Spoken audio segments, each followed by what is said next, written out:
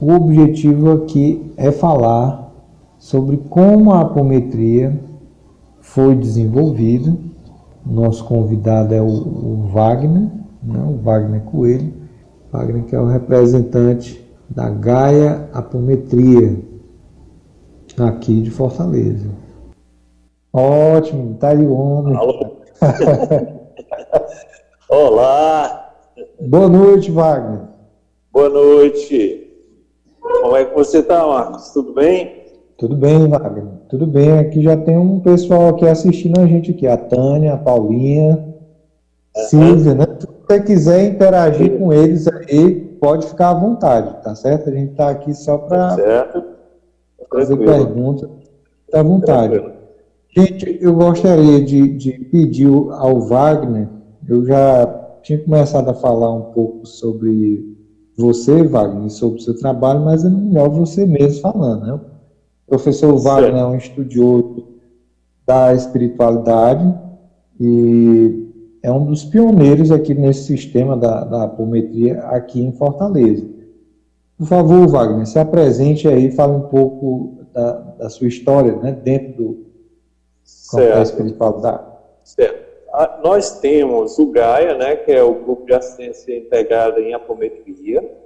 O nosso grupo ele existe desde 2011, né? Desde 2011 que nós existimos enquanto grupo, viu?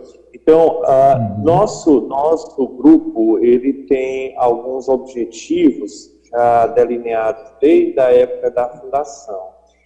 Principalmente, nós temos a questão do atendimento presencial e do atendimento à distância, né? E nós cuidamos principalmente da questão da obsessão, os processos obsessivos, mas também a gente se preocupa com o bem-estar psicológico, né, o bem-estar espiritual, e que tem, por tabela, chega até a questão de ordem física, né? A apometria, ela é baseada em 2 livros, Energia e Espírito e Espírito e Matéria, que foram escritos pelo José Lacerda, né? José Lacerda, ele era um médico ginecologista, ele trabalhava no Hospital Espírita de Porto Alegre, o EPA, né? E durante a formulação da apometria, ele contou muito com a ajuda, com a colaboração da sua esposa, né, que é a dona Yolanda, que era uma mulher de mediunidade muito competente, né? E ele, utilizando-se exatamente dessa mediunidade dela, foi fazendo as experiências e formulando a apometria, né? Porque, na realidade, o início da apometria foi o seguinte: o Dr. Zé Lacerda, ele foi participar de um congresso espírita em Buenos Aires, né? Na década de 60. Eu não pensava nem em nascer ainda nessa época, sabe? Na década de 60. Então, esse congresso espírita lá em Buenos Aires, participou um bioquímico que era o Luiz Rodrigues. Ele não era espírita, né? Só que ele demonstrou nesse congresso uma técnica que ele denominou de hipnometria, né? Onde ele fazia a terapêutica através de pulsos magnéticos, né? E o Lacerda achou isso muito interessante e disse: por que eu não posso casar, né, essa questão, esse método, essa técnica, por que eu não posso casar com técnicas utilizadas dentro do espiritismo, né? E ele foi andando, estudando, até que se chegou à apometria, né? A apometria, etimologicamente, ela significa que está além da medida, né? Apos metros, que está além da medida. Então, na realidade, a apometria ela se baseia em 13 leis principais. Existe uma 14ª, que é voltada para a questão quântica, né? Mas ela se baseia em 13 leis principais. Então, todos os nossos processos são baseados em 13 leis principais, né? Por exemplo, no caso do nosso grupo, a gente faz reuniões sistematicamente, umas reuniões sessões apométricas mesmo, né? A gente faz... Sim, eu participei de um. Faz parte, exatamente, faz parte do nosso processo. E essas sessões, elas são realizadas todas as sextas-feiras, né? Só que só pode participar dessas reuniões quem tiver realizado os treinamentos, quem tiver estudado, né? Quem tiver tido acesso à bibliografia, né? Porque uma das nossas fundamentações é o conhecimento. Então, você tem que estar preparado para poder trabalhar com a eficácia e trabalhar com eficiência também. É necessária essa preparação, né? Sabe que no mundo espiritualista, graças a Deus, qualquer que seja a inclinação espiritualista, né? Mas existe isso, que é a valoração do conhecimento, né? Essa busca do conhecimento. Então, você nunca vê, ele pode falar. O José Lacerda, ele sai assim, o criador da técnica, dos procedimentos, ele sai de um meio espírita. Sim, sim. E mesclou com técnicas que ele viu, né, nesse congresso de um pesquisador que não tinha nada a ver, mais voltado para a ciência. O espiritismo, ele teve alguma resistência para aderir às técnicas de apometria, para usar no tratamento, no auxílio? Eu digo espiritismo kardecista, né? O pessoal da doutrina, ordenadores, houve alguma resistência? Essa sua pergunta, ela é bastante interessante, porque quando a apometria começou realmente a aflorar, né, que todo mundo começou a falar em apometria como uma alternativa de terapêutica desobsessiva, perguntaram ao Divaldo Franco a opinião dele, né? Você sabe que o Divaldo Franco é o maior orador espírita de todos os tempos, né? É uma pessoa de profundo conhecimento, né? Então, aquela questão, parece aquela questão católica, Roma locuta, causa ferida, né? Roma falou, está falado. Então, Divaldo falou, está falado. Na época que ele foi entrevistado num programa de rádio, né, a respeito da apometria. Mas, nessa época, a bibliografia ainda era muito curta, né? Muito curta. E ele, na entrevista dele, ele deu respostas tipo do que ouviu falar, né? Na realidade, faltava realmente uma fundamentação, um conhecimento a respeito da apometria, da sistemática da apometria. E ele disse que a apometria jamais poderia ser espírita, né? Que era algo que era alheio ao espiritismo. E outra coisa também que ele disse é que o apômetra pegava o espírito e jogava no centro da terra para ser queimado, alguma coisa assim parecida. Denotando realmente uma falta de um conhecimento mais aprimorado, com todo o respeito ao nosso querido Divaldo, né, que é uma pessoa muito, muito estimada por todos nós. Então, a questão toda iniciou a partir daí, né? E ainda hoje a gente encontra muita resistência em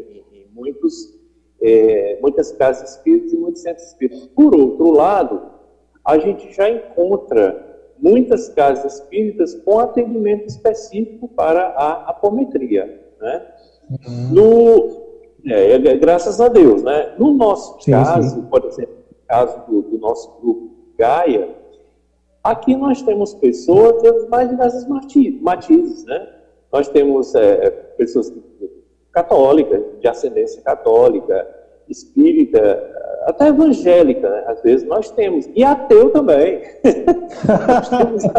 nós temos ateus também, assim, tipo, ateu graças a Deus, né? Nós temos mais ou menos ateus também. Quer dizer, para nós não importa, entendeu? Se o espiritismo enquadra... A pessoa tem a vontade, né, de ajudar, de operar. Exatamente, a questão é essa, é a gente ter condição de prestar assistência, né? Nós temos a assistência presencial, o atendimento presencial, e temos o atendimento à distância, né? No caso do atendimento à distância, porque assim, na realidade, o que acontece... Wagner, deixa eu só te interromper só um instante.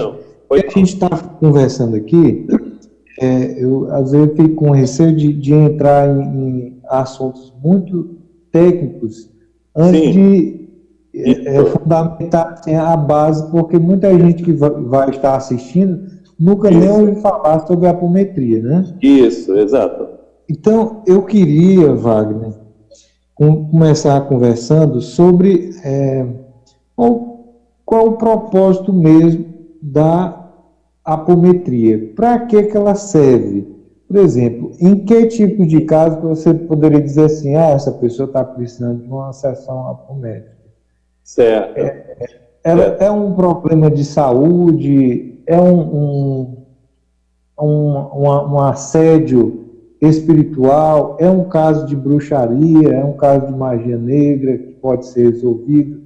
É um caso assim de vícios também pode ser tratado pela apometria? Quer dizer, onde entra a parte prática e como a apometria vai agir dentro desses mais variados problemas, né, que a saúde espiritual da pessoa pode enfrentar?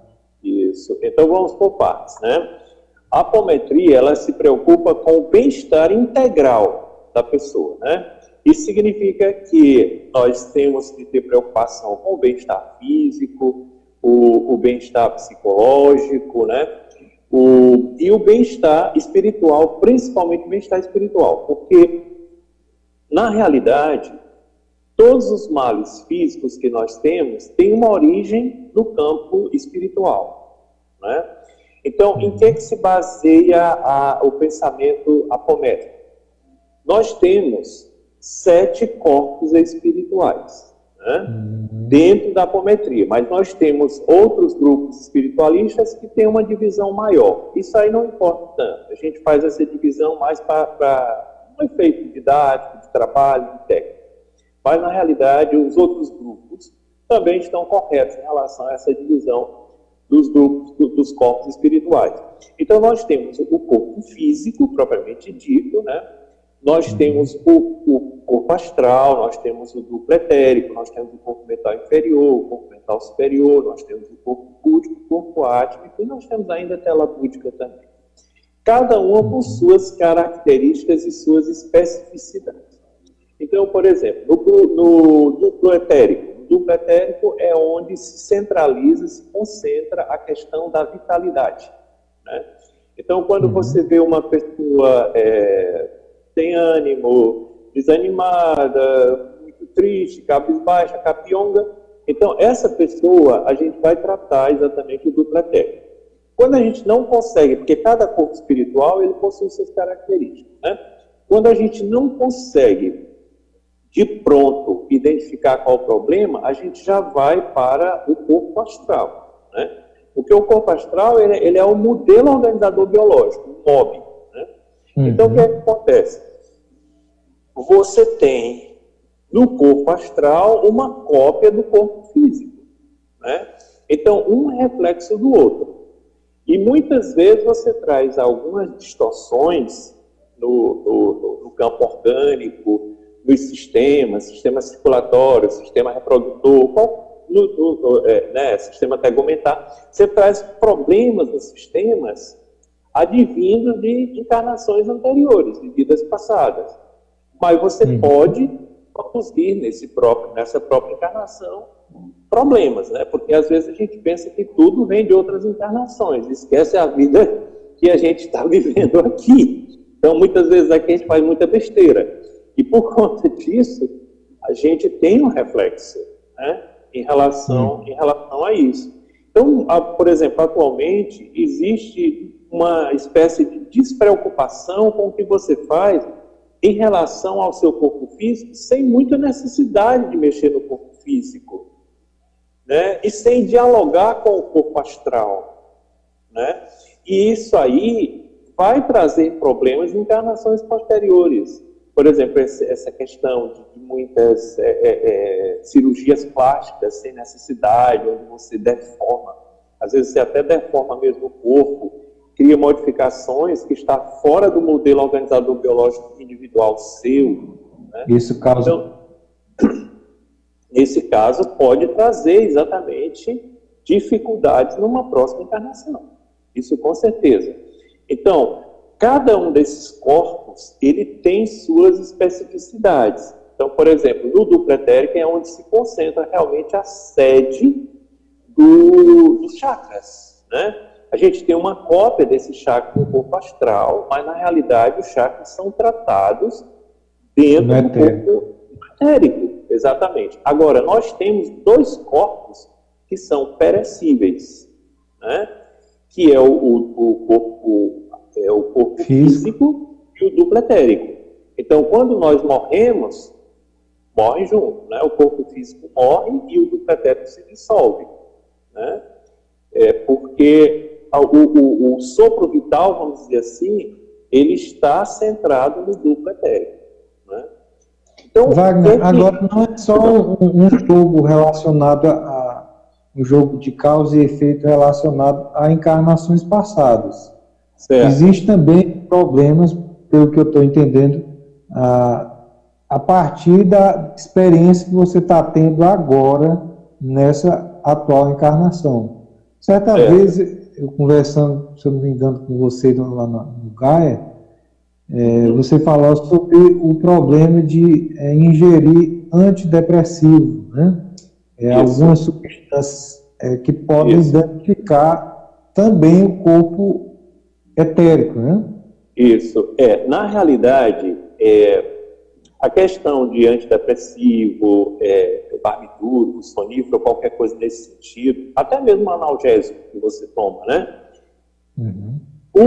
Se a pessoa está tomando aquele medicamento foi prescrito por um médico, por um especialista, ela não pode abandonar, entendeu? Ela tem que tomar aquela medicação, ela tem que continuar tomando a medicação. Agora, o que ocorre é o seguinte: dentro da tela búdica que reveste o corpo etérico e reveste o corpo astral, existem, né, os poros, vamos chamar assim de poros, pequenos orifícios, né, onde é feito o intercâmbio energético, né? O intercâmbio energético do mundo, energias do mundo etérico, né, energias do mundo material, é feita essa troca de energias. Então, existe uma espécie de capilaridade, né, que denota o tipo de energia que pode adentrar, né? Então, o que acontece? Quando... Eu estou falando difícil não, né? Tá bem fácil. Então, quando a pessoa toma, por exemplo, um barbitúrico, o que vai acontecer? O barbitúrico vai ter efeito no sistema circulatório dela, lá no corpo físico, né? Mas só que esse duplo etérico, ele vai ter uma tendência a ampliar esses poros que permitem esse intercâmbio energético.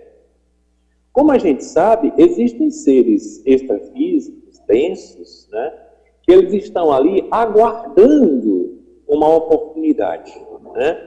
Então, quando esses orifícios eles ficam mais aumentados, o que ocorre? Essas energias podem chegar e penetrar. Então, quando você estiver tomando esses medicamentos, ansiolítico, essas coisas todas, o que você tem que fazer? Você tem que se concentrar na defesa do seu duplo etérico. Porque você se concentrando na defesa do seu duplo etérico, aí então vai se tornar um problema menos sério do que normalmente se pode ter. E, na realidade, sim. Que tipo de outras substâncias podem vir a danificar o duplo etérico? É a aura, né? A mesma aura, né? Chama. Na realidade, não é exatamente a aura, né? Não, né? Porque a aura seria uma emissão energética identificadora do seu nível de maturação. Porque o que acontece? Já eu respondo a sua pergunta. Tá. Parecido com o político, né, Raivola? Pois é. Então, na realidade, é assim. O seu corpo astral, né, que é o corpo astral que eu estou falando aqui, é o mesmo perispírito que é utilizado na linguagem do espiritismo, é o perispírito. Né? O Sim. seu corpo astral, à medida que você vai caminhando para uma maturação espiritual, através das reencarnações, esse espírito, esse corpo astral, ele vai se eterizando, né?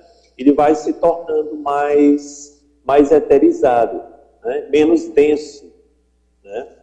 Porque quais são os elementos mais densos que nós temos dos corpos espirituais? O corpo físico, propriamente dito, que é uma densidade só, né? E o corpo etérico, o duplo etérico, né? Que ele é semimaterial, né? Ele é semimaterial, ele está entre o material e o eterizado, né? Mais ou menos. Então, à medida que o tempo vai passando, esse seu corpo astral ele vai se eterizando cada vez mais, né? Então, esse cuidado que a gente tem de ter em relação ao que a gente ingere é importantíssimo. Mas quando a gente fala em comprimido, tudo que a gente faz, a gente tem que ter uma educação, né?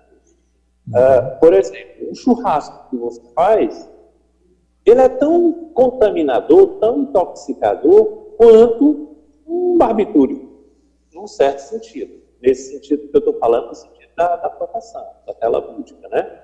Então, ele pode acarretar problemas tão sérios nessa área quanto um barbitúrico, por exemplo. Entendeu? Churrasco que você se empanturra, come carne, come gordura e tal, aquele negócio todo muito, muito doce.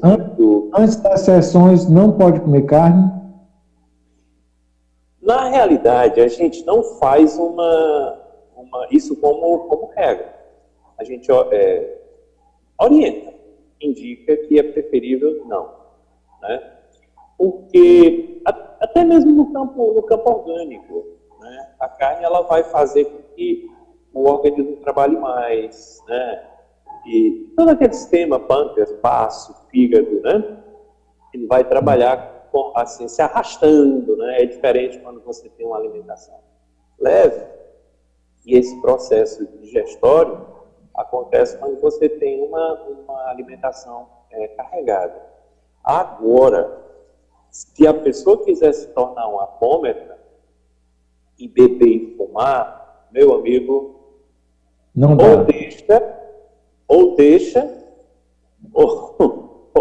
ou não se torna um apômetra, né? Porque são elementos químicos que não se coadunam com a prática da apometria. Então, o apômetra ele não pode ser fumante e nem pode ser alcoólatra, né? Eu já vi pessoas que ficavam em centros espíritas, pessoas que ficavam antes da sessão, lá de fora, fumando para terminar de fumar e começar a sessão. Isso aí realmente não tem sentido, né? Não tem sentido, e é extremamente intoxicante. Viu? Extremamente intoxicante. Agora, tanto a questão do que a gente come e do que a gente bebe, dos vícios que a gente possa ter, tem também as questões de ordem atitudinal. E a gente tem que trabalhar isso aí. O sexo, Wagner, um apômetra, ele pode praticar o sexo assim, pouco tempo antes, no mesmo dia da sessão ou não? Bom, então agora vamos por parte. Assim, em boa parte das pessoas ocorre um problema interessante. Dos homens, que praticam a apometria, nos homens, essa libido se torna um pouco mais aguçada. Né? Então, ele tem que ter uma educação maior. Né? E as mulheres, é como que elas diminuem um pouco o apetite sexual. Não sei qual é a razão, o que gera isso aí, mas também isso não é via de regra. A maioria é. Existem vários pensamentos, várias correntes que dizem que o sexo não pode ser praticado, né, antes das sessões ou próximo das sessões de não sei o que. Eu já tenho uma outra visão. Né? Eu acho que Agora é bom para o homem, né? Pois é, nesse sentido é bom. Agora não é por isso que agora todo homem vai praticar a apometria, né? Agora, essa questão do sexo, eu acho que tem muito mais a ver com a qualidade do sexo do que com o sexo em si. Porque uma coisa é você manter relações sexuais com uma pessoa que você se identifica, que você tem ternura, tem amor, carinho por ela, né? E uma coisa é você praticar sexo pelo sexo, com uma pessoa que, inclusive, esse tipo de sexo, ele até, quando você faz por fazer, ele até gera é como se estivesse tirando uma energia, né? Uma energia, um pouco de energia vital do pretérito. Como se fosse mais ou menos isso aí. Diferente de quando você faz sexo com uma pessoa que você gosta. Uma coisa assim, bem ligada a parasitas, né? Mais ou menos. Sim. Olha, por exemplo, às vezes um casal diz, hoje é meu aniversário de casamento, então nós vamos para um motel. Né? O médium vidente, quando ele entra no motel, ele percebe, lá estão cheios de parasitas, só esperando uma oportunidade. É igual um bar. Chega num bar, você vê o ser extrafísico, ele sugando, puxando a energia da pessoa. Né? Quer dizer, não é que a gente deva ser santo, não é isso. Né? Mas a gente tem um nível, um padrão de comportamento que seja adequado. Né? Adequado ao nosso nível de civilidade. Né? Eu tenho muita preocupação com essa onda agora atual, que o pessoal confunde muito pornocracia com democracia. Né? O pessoal confunde muito. E, assim, essa questão da pornocracia não é que você é preconceituoso, você é isso, você é... Não é isso. É que você não ter esse tipo de postura é bom para você. E você estar no outro lado é ruim para você. Né? Mas no final, no frigir dos ovos, quem quiser faz o que... cada qual faz o que quiser. Né? Não é verdade? Cada qual faz o que quiser. Agora, dentro da questão da apômetra, a gente vai naturalmente administrando essas coisas pouco a pouco. Né? A gente tem que ter muita paciência com determinados membros que são neófitos e tal. A gente tem que ter muita paciência, orientando, olha isso, olha aquilo, e a gente vai observando.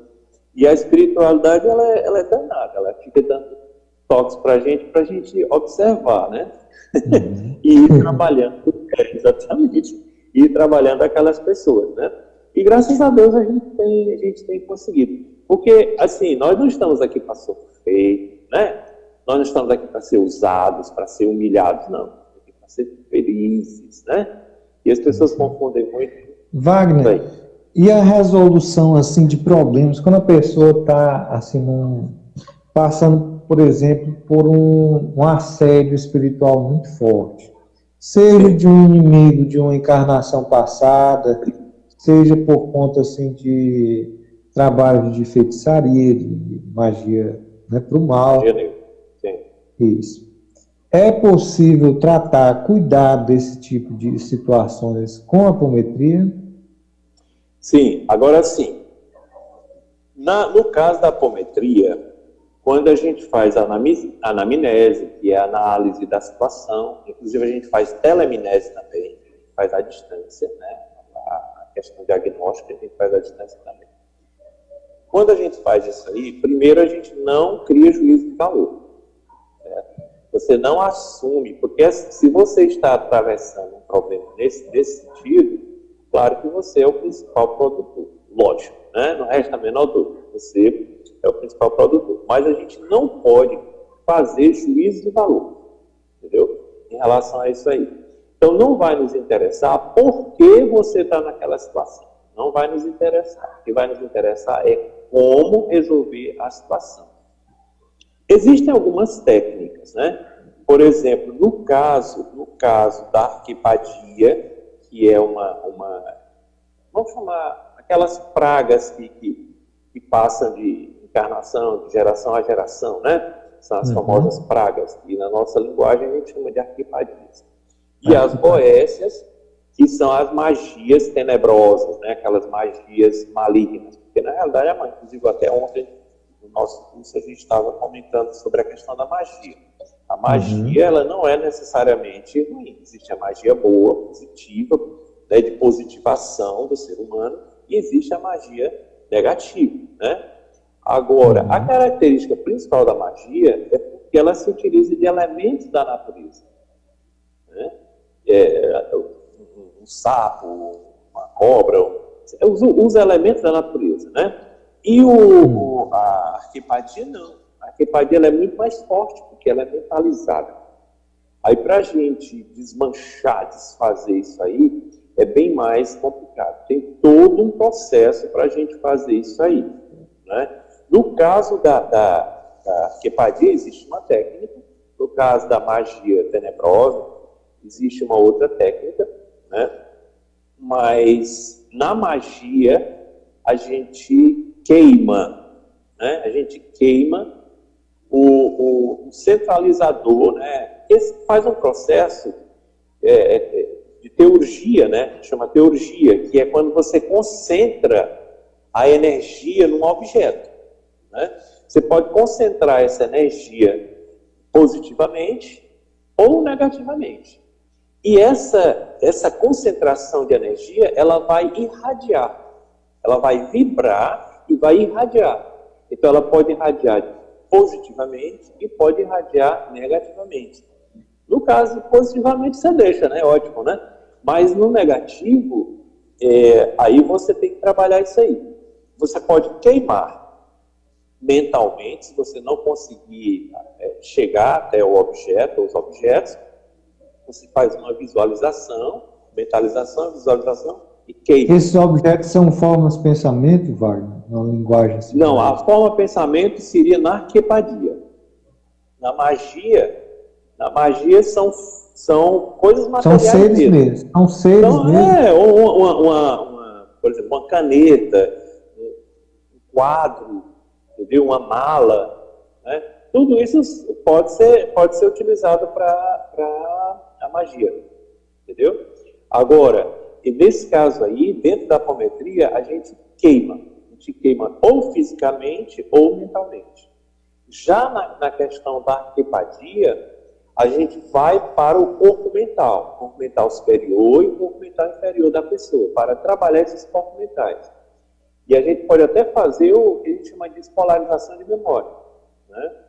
Então, você positiva determinadas imagens. Né?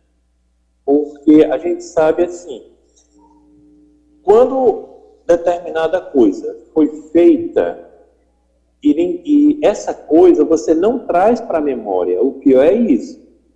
Ela fica no seu pré-consciente, você não se lembra, não sabe, mas você tem as sensações que foram produzidas a partir disso. Entendeu? Então, esse é o grande problema em relação a essa questão. Porque você não lembra, né? Mas a coisa está agindo negativamente em você. Né? Então, existe um processo que a gente faz nesse caso aí, quase parecido, é como se fosse um sistema hipnótico, entendeu? A gente faz uma despolarização, faz uma mudança, E a gente bota para frente, para trás. A questão, existe uma lei da apometria que é chamada de dissociação tempo-espaço. Né? A gente bota a pessoa para frente, bota a pessoa para trás, dependendo das necessidades. Uhum. Wagner, desculpa, quando é um inimigo de uma encarnação passada que está ali atormentando aquele vivo, aquele encarnado, e ele vai até um grupo de apometria em busca de socorro. Certo. Qual o procedimento a ser feito em relação a esses casos?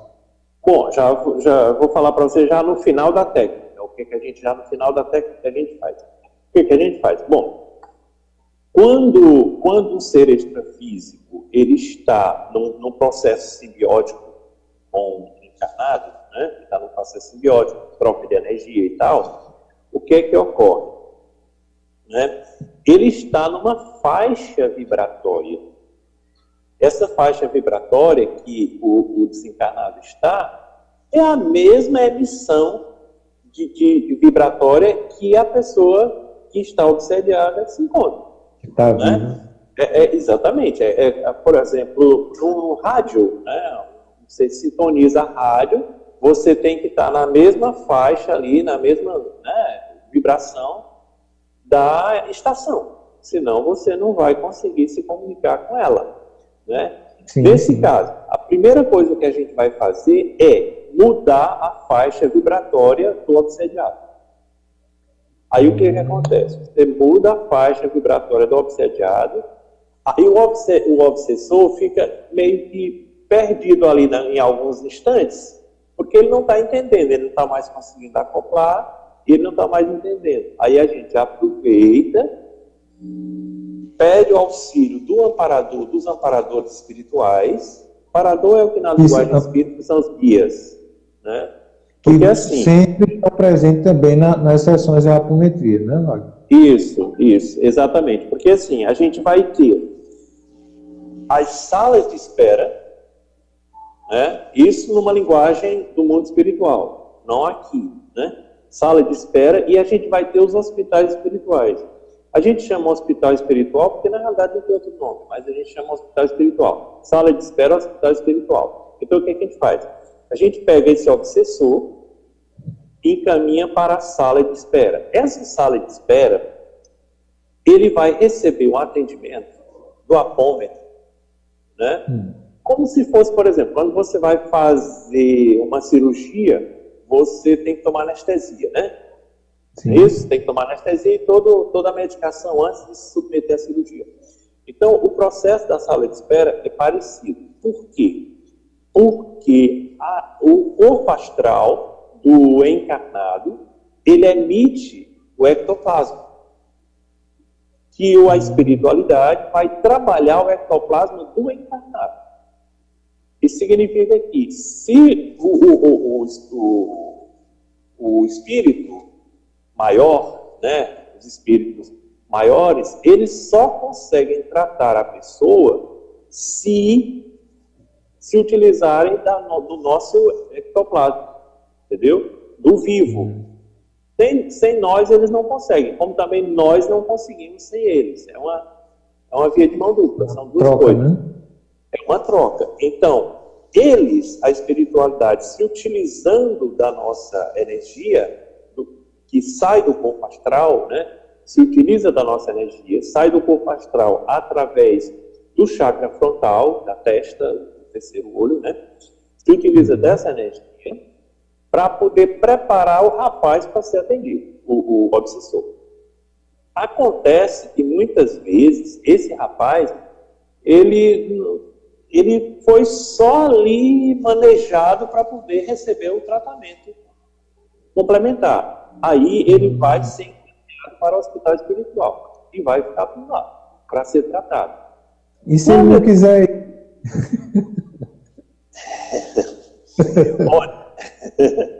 Olha, é o seguinte, é meio complicado, viu? Ele não querer ir, viu?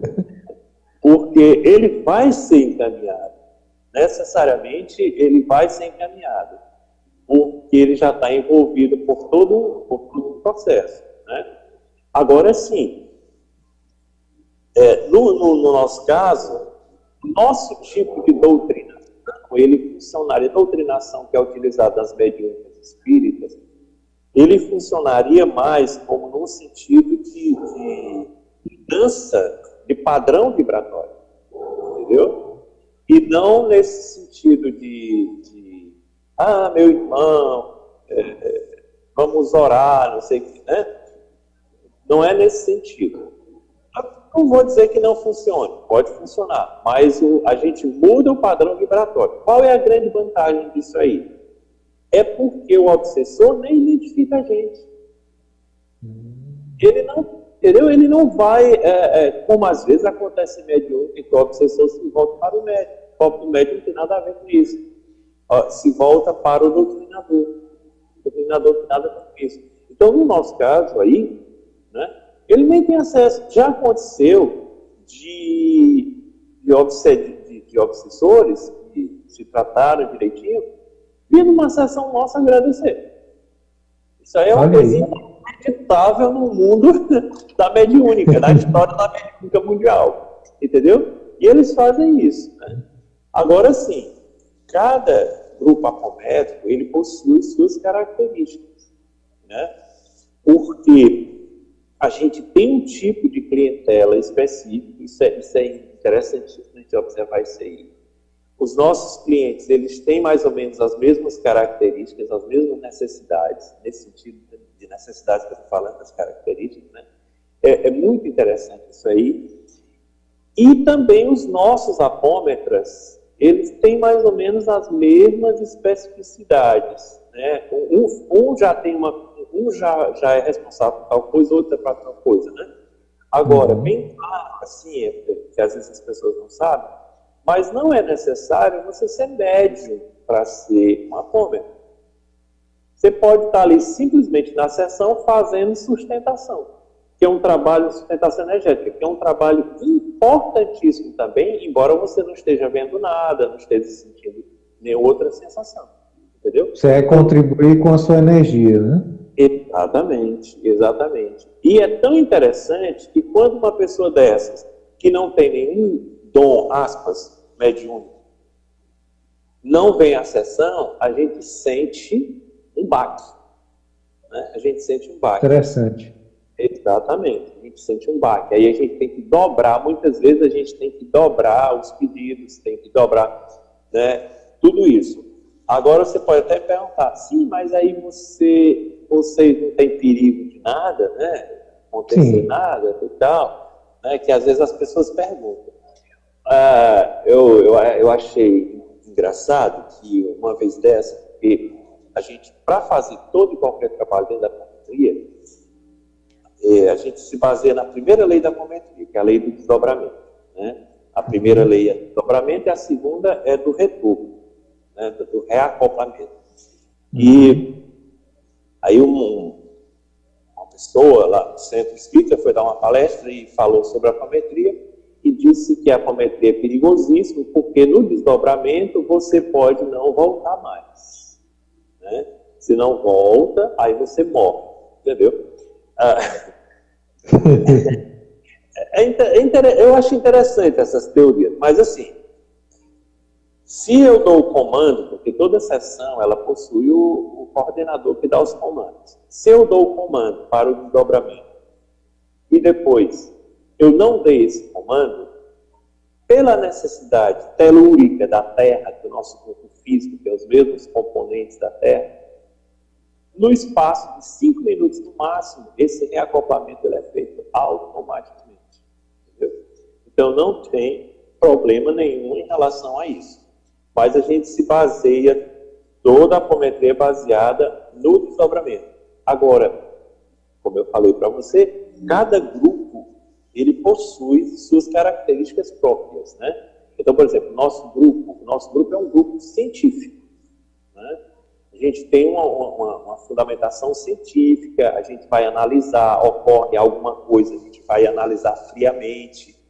Por exemplo, umas luzes. Sim, aí a gente pega, apaga, acende a sala, vê, entendeu? A gente faz esse trabalho científico. Temos software onde a gente coloca tudo o que acontece, quantas pessoas foram atendidas, depois a gente vai determinar... Wagner, existe incorporação numa sessão de apometria?